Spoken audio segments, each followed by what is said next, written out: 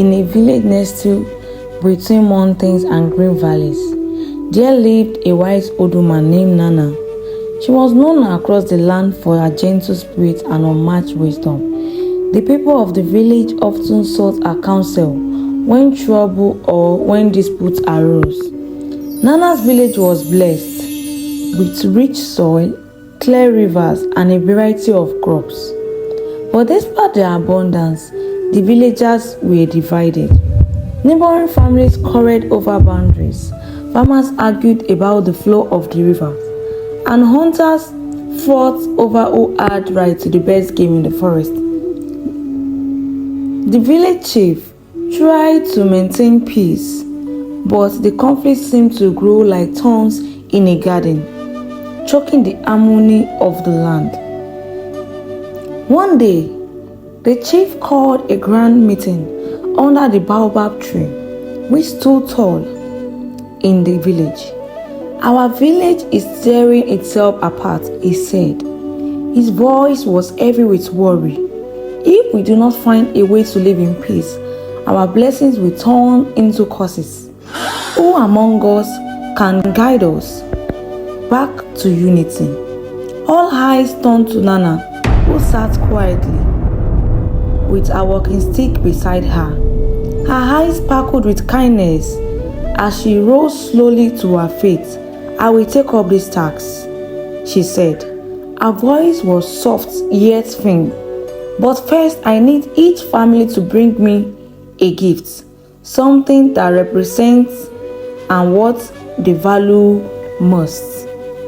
The villagers murmured in confusion, but agreed to do as Nana has asked. Over the next few days, they brought her gifts: basket of the finest yam, calabashes filled with sweet honey, woven clothes, and more.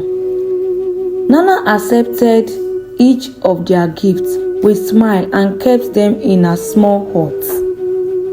When the gifts were all gathered, Nana invited the entire village to a feast.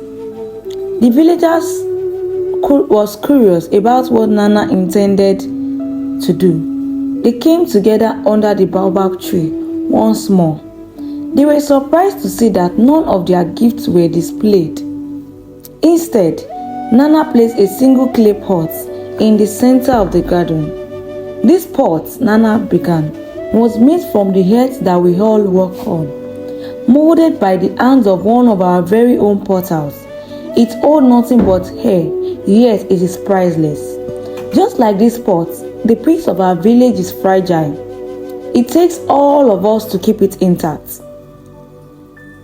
The villagers watched as Nana lifted the pot. When we argue over land, water, or food, we chip away at this pot, and if we are not careful, it will shatter.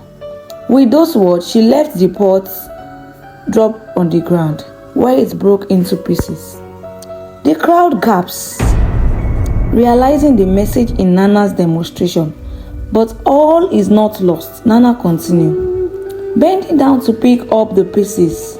Just as the pot can be mended with care and patience, so too can our village be restored. But it required every one of us to be part of that healing. We must learn to share our blessing and listen to one another, for true strength lies in unity. The villagers were silent, reflecting on our words. They realized that their disagreements have binded them to the abundance they shared. They decided that from that day onward, they would gather regularly under the baobab tree to discuss their issues openly and to find solutions together. Nana became the voice of reason, guiding the conversation with wisdom and reminding them of the clay pot. In time, the village flourished as never before. Neighbors helped one another during harvest.